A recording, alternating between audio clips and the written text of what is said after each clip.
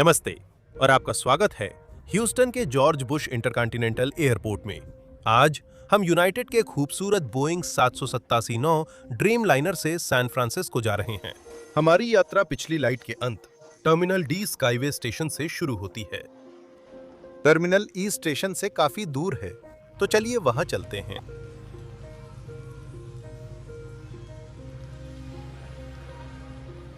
पुल पार कर हम terminal E पहुंचते हैं, जहां घरेलू यातायात के साथ कस्टम्स और अंतर्राष्ट्रीय आगमन की जांच होती है। टर्मिनल खुद एक मुख्य कॉन्कोर्स और 2 सेकेंडरी ब्रांचों के साथ बना हुआ है, जिनमें ज्यादातर गेट्स हैं। हमारा गेट E4 ईस्ट ब्रांच में है।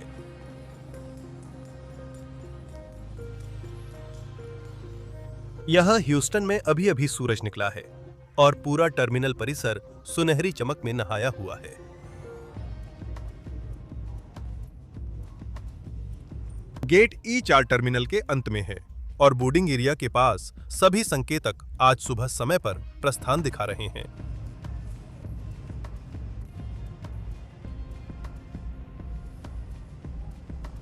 ये सब कहते हुए भी हमारे बोर्डिंग प्रक्रिया शुरू होने में अभी भी काफी समय बाकी है। इसलिए मैंने इधर-उधर घूमने और पास के गेट्स पर कुछ विमानों को देखने का फैसला किया। एक अच्छी रात की नींद के बाद सुबह की धूप में बैठा है नवंबर 77022, जो यूनाइटेड के स्टार अलायंस लिवरी में बोइंग 770-7200 है। यह समझना मुश्किल है कि वाइड बॉडी विमान कितने बड़े होते हैं जब तक आप उनके आमने सामने न खड़े हों और वास्तव में उनके आकार का अंदाजा न लगा लें।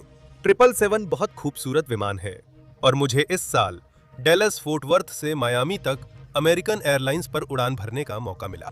अगर आप वह वीडियो देखना चाहते हैं तो ऊपर दाईं ओर या नीचे डिस्क्रिप्शन में दिए गए लिंक पर क्लिक करें। आज प्रस्थान के लिए यूनाइटेड का हर 8 हियर कैलिफोर्निया लिवरी वाला बोइंग 757-200 विमान भी इंतजार कर रहा है। HER 8 हीटर प्रतियोगिता महिलाओं की कला में भागीदारी बढ़ाने के लिए शुरू हुई थी। यूनाइटेड ने कहा कि 51% कलाकार महिलाएं हैं, पर सिर्फ 13% की कला प्रदर्शित होती है। अमेरिका में इस अभियान से शानदार लिवरीज बनी। उम्मीद है ये यूनाइटेड के बेड़े में स्थायी रहेंगी।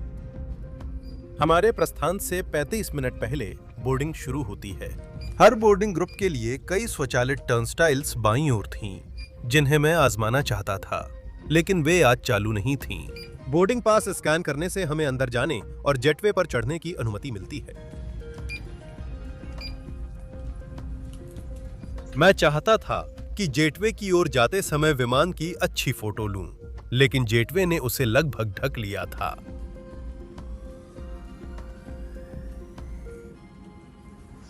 यहाँ पर बड़े गेट्स में A और B जेटवे होते हैं, जिसमें A फर्स्ट और बिजनेस क्लास यात्रियों के लिए होता है, जबकि B मुख्य कैबिन के लिए होता है। ये कहते हुए आज की उड़ान के लिए A जेटवे बंद था। थोड़ा इंतजार कर हम जेटवे से उतरकर अपने खूबसूरत ड्रीम लाइनर पर जा सकते हैं।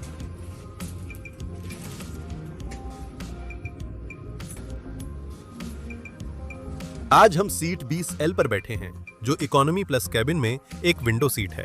यूनाइटेड अपनी 787-9 को 2 लेआउट्स में संचालित करता है। हमारा लेआउट एक ज्यादा इकोनॉमी प्लस और कम मेन इकोनॉमी सीट्स वाला है। ये 333 कॉन्फ़िगरेशन में है, जिसमें 222 जितनी ही यूनाइटेड पोलारिस स्वीट्स हैं। यूनाइटेड इकोनॉमी प्लस में 35 इंच पिच और 17.3 इंच चौड़ाई है। मेरे अनुसार यह संकरी है, पर 8 इंच अतिरिक्त पिच शानदार है मेरे घुटनों और सीट बैक के बीच। सीट बैक पॉकेट बड़ी है, इसमें सेफ्टी कार्ड और हेमिस्फीयर्स मैगजीन है। यूनाइटेड महामारी में भी इन फ्लाइट मैगजीन देना जारी रखेगा। ट्रे टेबल नीचे की ओर खुलती है, बड़ी है और यूजर के पास लाई जा सकती है, लेकिन इसमें कप होल्डर नहीं है। स्क्रीन के नीचे चार्जिंग के लिए USB पोर्ट और हेडफोन जैक है। हर पंक्ति में सीट के ऊपर LED लाइट्स और एयर वेंट्स हैं, लेकिन लाइट्स को सिर्फ सीट बैक स्क्रीन से ही ऑपरेट करना पड़ता है, जो थोड़ा असुविधाजनक है।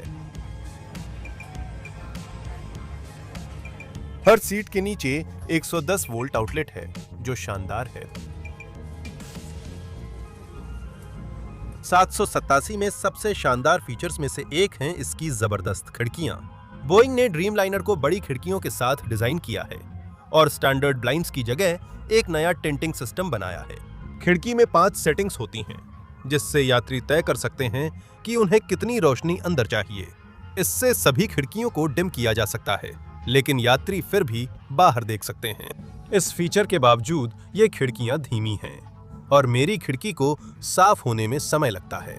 इन खिड़कियों को लेकर अमेरिकी एयरलाइनों में विवाद हुआ था, जहां केबिन क्रू इन्हें लॉक करते थे, लेकिन अब मामला सुलझ गया है। गेट से पीछे हटने के इंतजार में हर आर्ट हियर 757 को पीछे धकेलते देखा, जिससे उसकी शानदार लिवरी और अच्छी दिखी।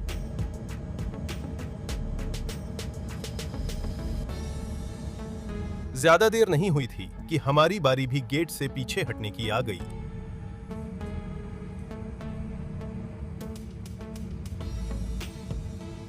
आज सुबह जॉर्ज बुश इंटरकॉन्टिनेंटल एयरपोर्ट व्यस्त है।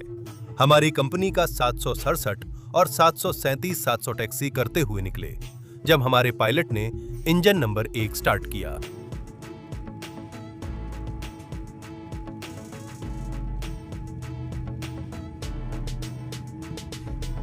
हम रैंप पर रुके, फिर टैक्सी क्लियरेंस मिलने पर रनवे 15 की ओर बढ़े। यूनाइटेड 555 ने ह्यूस्टन ग्रांड के लिए रनवे 15L से छोड़ा। विस्की ब्रावो विस्की पर होल्ड शॉट। यूनाइटेड वो 555 के लिए विस्की ब्रावो से 15L विस्की पे होल्ड शॉट। हमारे पास लंबा टैक्सी रास्ता है, तो क्यों ना हम सैन फ्रांसिस्को ले जाने वाले विमान के कुछ आंकड़े देख लें। आज हम नवंबर 4, 5, 9, 5, 6 पर हैं, जो एक बोइंग 787-9 ड्रीमलाइनर है, जिसे जुलाई 2015 में यूनाइटेड को डिलीवर किया गया था। हर 787-9-2 जेनेक्स 1B इंजनों से चलता है। हर जेनेक्स इंजन 71,000 पाउंड थ्रस्ट पैदा करता है, यानी कुल मिलाकर 1,42,000 पाउंड थ्रस्ट। 787-9 की कुल लंबाई 206 फीट 1 इंच है और इसका विंग स्पैन 197 फीट 3 इंच है। हर 787-9 की अधिकतम रेंज 7,635 नॉटिकल मील है। इसकी क्रूजिंग स्पीड 561 मील प्रति घंटा है, या 43,000 फीट की ऊंचाई पर माक 0.85 है। 787 ड्रीमलाइनर अगली पीढ़ी के विमानों में पहला था, जिसमें 20% ज्यादा एफिशिएंट इंजन है और इसका निर्माण 80% है। मजबूत और हल्के एयरफ्रेम के लिए कंपोजिट मटेरियल्स का उपयोग हुआ है। कंपोजिट मटेरियल्स की बात करें तो 787 का फ्यूजलेज एक सिंगल कार्बन फाइबर बैरल से बना है, जबकि पारंपरिक विमानों में कई एल्यूमिनियम शीट्स और लगभग 50,000 फास्टनर्स का इस्तेमाल होता है। अगर आप अब तक वीडियो का आनंद ले रहे हैं तो क्यों ना सब्सक्राइब बटन दबा दें। ये बिल्कुल मुफ्त है और चैनल को सपोर्ट करने में बहुत मदद करता है। मैं ये वीडियो ज्यादा समय तक बनाना चाहता हूँ। आपका समर्थन इसमें मदद करता है। 15 मिनट टैक्सी के बाद हम रनवे 15 लेफ्ट पहुंचते हैं और सैन फ्रांसिस्को के लिए 4 घंटे की उड़ान की टेक ऑफ क्लियरेंस मिलती है। United 555 heavy runway 15 L line up करें, प्रतीक्षा करें। लाइन अप और प्रतीक्षा करें। United it was 55 heavy.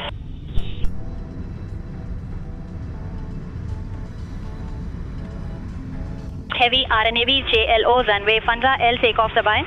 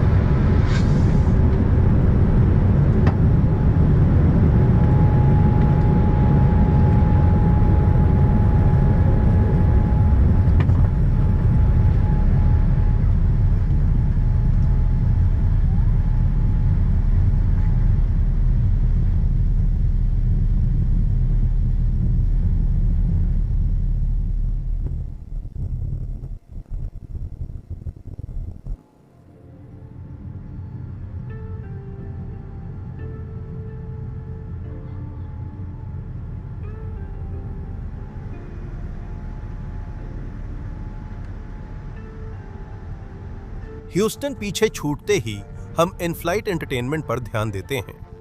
United 787 विमानों पर स्टैंडर्ड एंटरटेनमेंट स्क्रीन देता है। जैसे ही यात्री अपनी सीट पर बैठते हैं, स्क्रीन उनका स्वागत करती है। भाषा सेक्शन को टैप करने के बाद उन्हें उनके फ्लाइट में होने वाली चीजों का विवरण दिखाया जाता है। आज के लिए सूची ज्यादा लंबी नहीं है, बस एक स्नैक सर्विस ही ऑन बोर्ड है। इस सिस्टम में तरह तरह की फिल्में और टीवी शो शामिल हैं।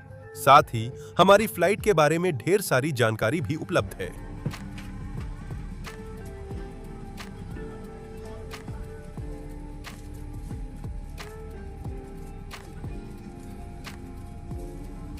यूनाइटेड में रिलैक्स मोड है, जो मैप्स व जानकारी दिखाते हुए अलग अलग म्यूजिक या साउंड्स प्ले करता है। ये मेरे लिए नया फीचर है और काफी दिलचस्प जोड़ है। हमारी फ्लाइट ह्यूस्टन से उड़ती है, बादलों को पार कर नीले आसमान में पहुंचती है और हल्की क्लाउड सर्फिंग करती है।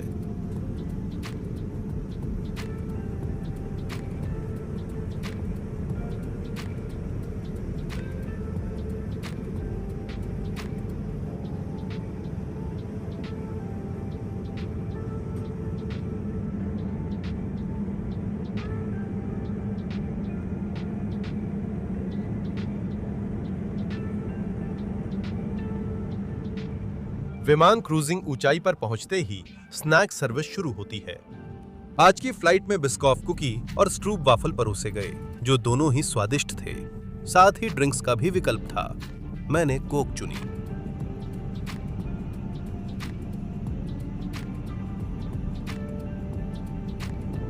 चलिए विमान में मौजूद बाथरूम्स पर एक नजर डालते हैं।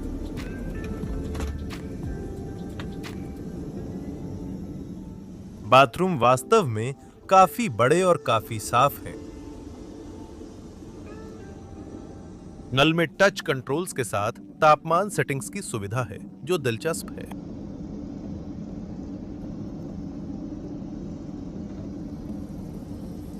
साबुन और पेपर प्रोडक्ट्स आसानी से उपलब्ध हैं।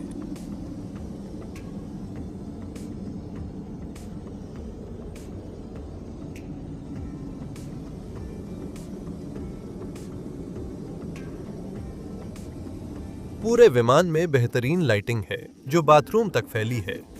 शीशे पर सामान्य लाइटिंग के लिए एलईडी स्ट्रिप है और फ्यूजलेज छत से नीली रोशनी निकलती है।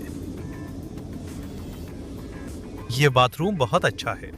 बेहतरीन डिजाइन के लिए बोइंग और अच्छी मेंटेनेंस के लिए यूनाइटेड को शाबाशी।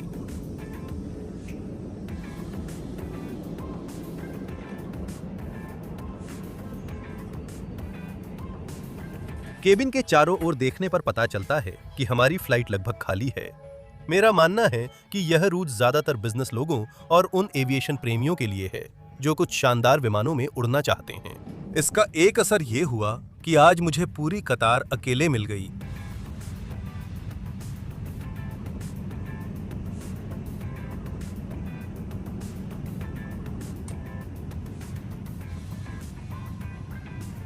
दूसरी ड्रिंक सर्विस एरिजोना एयरस्पेस में आई। इस बार स्नैक्स नहीं थे। मैंने फिर से कोक लिया।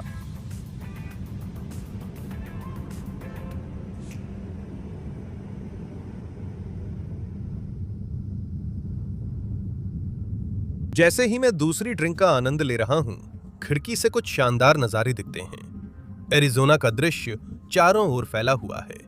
दूर तक खूबसूरत लाल रेत और पहाड़ियां दिखाई देती हैं।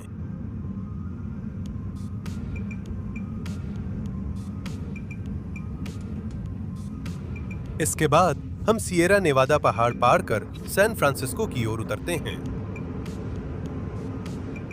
हमारी उतराई सैन फ्रांसिस्को बे के ऊपर पहुंचती है। जैसे ही हम रनवे 28 लेफ्ट पर उतरने की लाइन में आते हैं,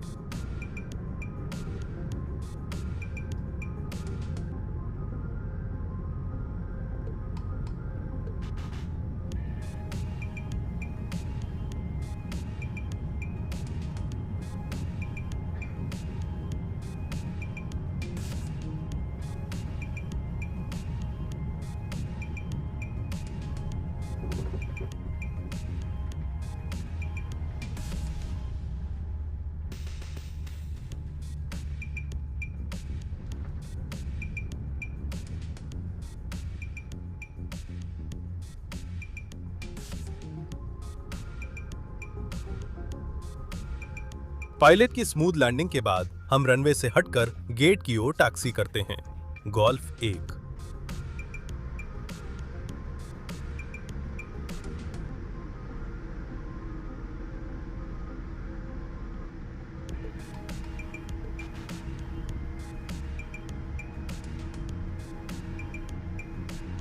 गेट पर पार्क कर सामान उठाते ही विमान से उतरने का समय आता है।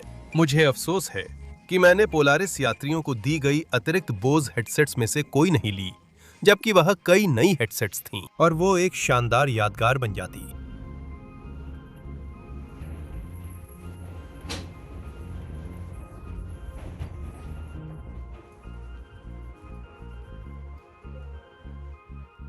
सैन फ्रांसिस्को इंटरनेशनल एयरपोर्ट की सबसे अच्छी बातों में से एक है गेट्स के आसपास ढेर सारी खिड़कियां होना, और जाहिर है मैं अपनी शानदार विमान को देखे बिना नहीं रह सका।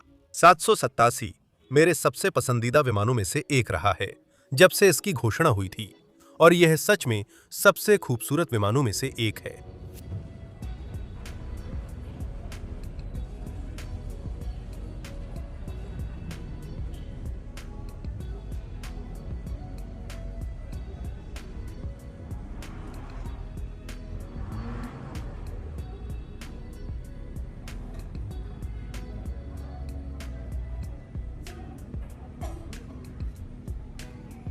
सात सौ सत्तासी की सराहना के बाद अब एस्केलेटर से ऊपर जाकर बाहर निकलने का रास्ता ढूंढना है।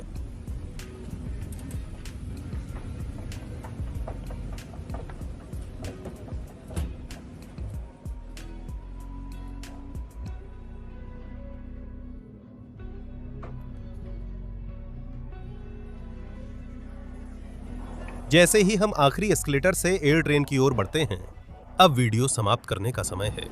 अगले हफ्ते मैं फ्लोरिडा लौटूंगा ताकि मियामी से फोर्ट लॉडरडेल तक ट्रे रेल कम्यूटर सेवा ले सकूं। नए हैं तो सब्सक्राइब करें। ये बिल्कुल मुफ्त है और चैनल को सपोर्ट करता है। हम 1000 सब्सक्राइबर के करीब हैं। मैं चाहता हूं कि हम इस महीने के अंत तक वहां पहुंचें। साथ ही जब आप नीचे हैं तो उस बेल आइकन को भी दबा दें ताकि आप कभी भी कोई वीडियो मिस न करें। आज के लिए इतना ही। साथ उड़ान भरने के लिए धन्यवाद। अगले वीडियो में मिलेंगे।